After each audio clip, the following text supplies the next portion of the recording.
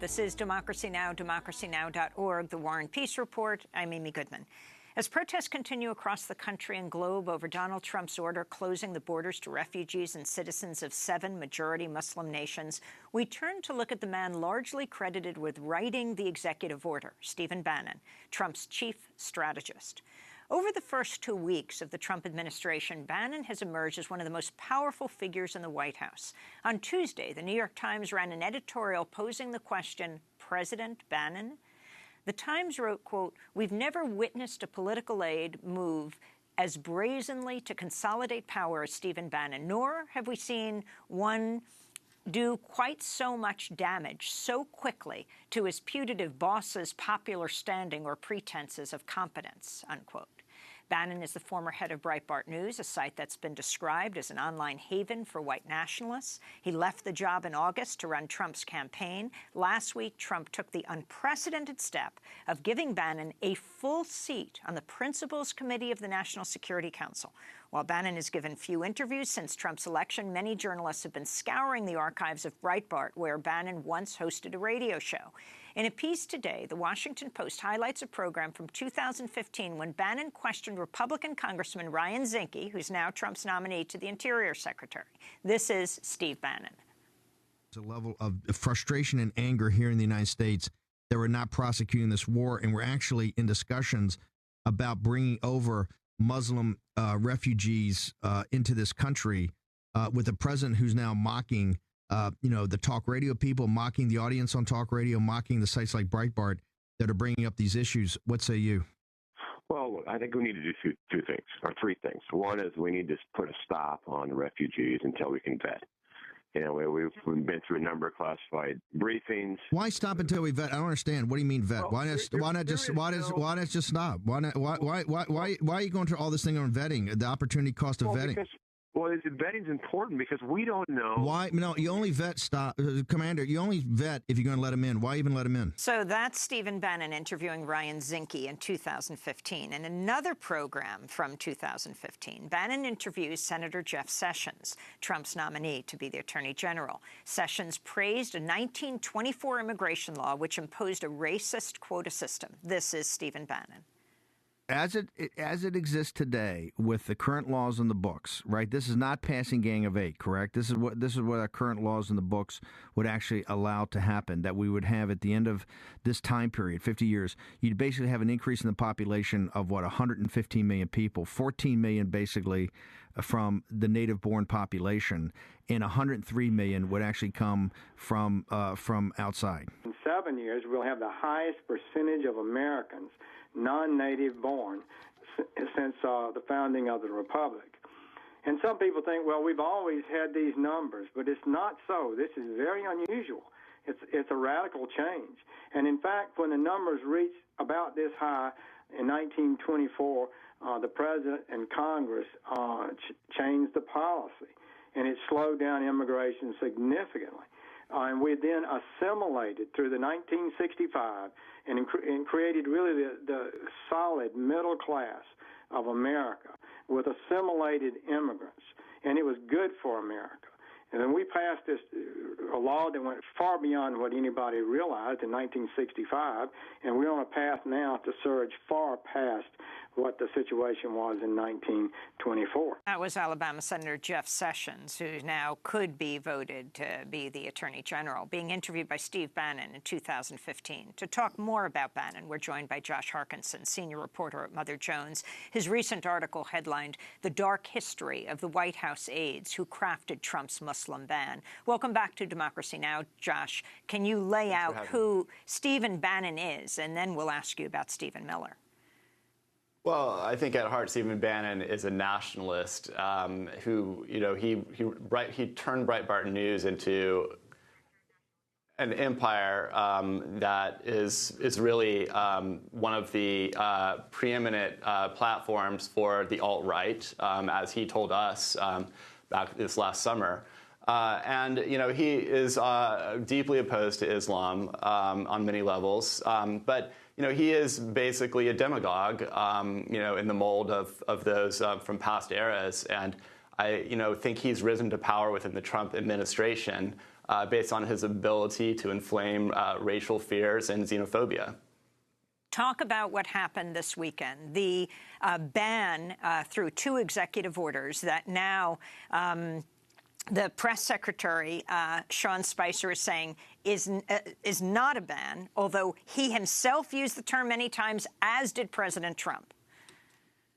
Right, and if you as we did at Mother Jones, we looked at his radio interviews shortly after he became Trump's campaign manager back last summer, and he has a long history of interviewing anti-Islam activists and promoting this paranoid vision of Islam as a religion bent on the destruction of Western civilization.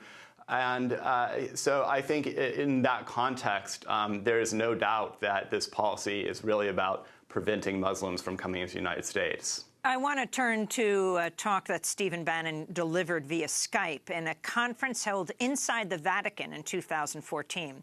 He talked about the crisis that capitalism confronts in the West and the war against Islamic fascism. I believe the world, and particularly the Judeo-Christian West, is in a crisis.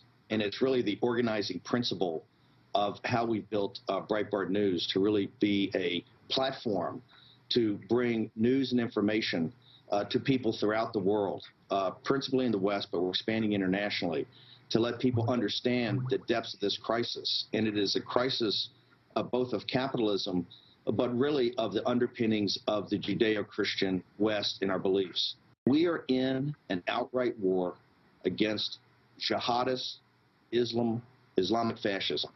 And this war is I think, metastasizing almost far quicker than governments can handle it. So there is Stephen Bannon in an address in a conference inside the Vatican a few years ago. The significance, Josh Harkinson, of what he's saying here. Well, as you're probably aware, President Obama declined to even use the term Islamic terrorism. But here you have Stephen Bannon framing the battle against terrorism as a religious war, which is exactly what radical terrorists want. They want to present themselves as the representatives of Islam, when in fact it is a religion of millions of people that is very moderate, and that's evident in our allies in the Islamic world and their approach to governance. But Stephen Bannon is really, in this sense, playing into the hands of actual terrorists. So let me ask you about this most recent information that has come out, that he has been made a principal on the National Security Council. What exactly this means? This man who came out of Goldman Sachs, who is the head of Breitbart News, a news haven for white supremacists and nationalists. What is he doing on the National Security Council, and the significance of this, as well as the demoting of 2 of the traditional positions on the National Security Council, the head of the Joint Chiefs of Staff, Joseph Dunford, as well as the Director of National Intelligence, currently those 2 positions? Right, and this is really unprecedented. David Axelrod, Obama's political advisor, sometimes sat in on these meetings, but he had nothing close to a permanent position. And Bannon's elevation, while these other officials are demoted, really tells us that he's going to be playing a key role here on this council, which should be deeply disturbing, not just because of his radical ideology, his views on Islam, but also because he's a political operative. And his MO has always been to use policy as an arm of politics, as an arm of winning over his adversaries. And so it's scary. I mean, he could start a war just for political gain. It's interesting to hear David Axelrod's response to Sean Spicer, who said he's being no different than David Axelrod for Obama, who is his political advisor. He'd walk in and out of NSC meetings. We're just making ourselves transparent. To which David Axelrod responded, "It's amazing to go to sleep and wake up as an alternative fact." He said, "I did not participate in these meetings. Sometimes I would go in to hear what people were saying, for example, about Afghanistan. But he said it's certainly very different from being a principal at the table."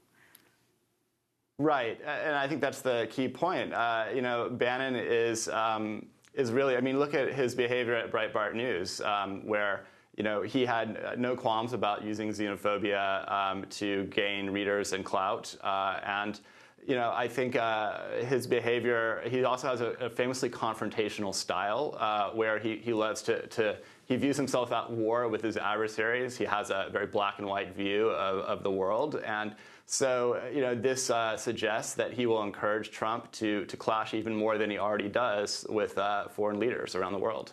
I'd like to turn to comments Bannon also made about the media in that interview last week with the New York Times, where he said the media should be embarrassed and humiliated and keep its mouth shut and just listen for a while. Bannon added, I want you to quote this, the media here is the opposition party.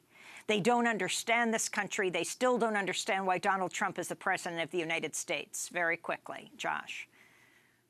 Yeah, so this war against the media is, a classic authoritarian tactic, discrediting the people who tell you what's going on in the world, questioning their authority to give you the facts, which, causes basically the people to not know what's up and what's down, to question, and so then that allows him to do whatever he wants with impunity, ultimately.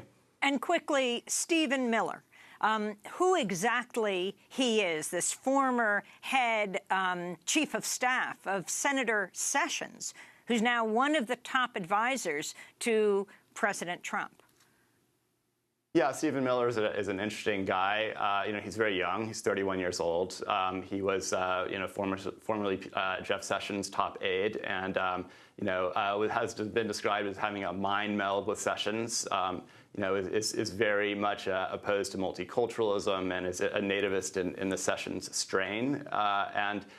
He has a history from his earliest days in politics at Duke University, where he was a columnist at the campus newspaper, of writing these op-eds that are just very far right and appealing to basically he is a mini Steve Bannon. He's a demagogue in training, essentially. And his relationship with Richard Spencer, the well-known white supremacist? Exactly. So he and Richard Spencer, who I spent a lot of time with a few months ago, were both members of the Duke Conservative Union, and they worked together to bring Peter Brimelow, a very influential white nationalist, the head of the group VDARE, to campus to talk about immigration issues. And, Spencer told me basically that he felt he was a mentor to Miller. Miller vehemently denies this, but other members of the Duke Conservative Union told me that they did work together on this event.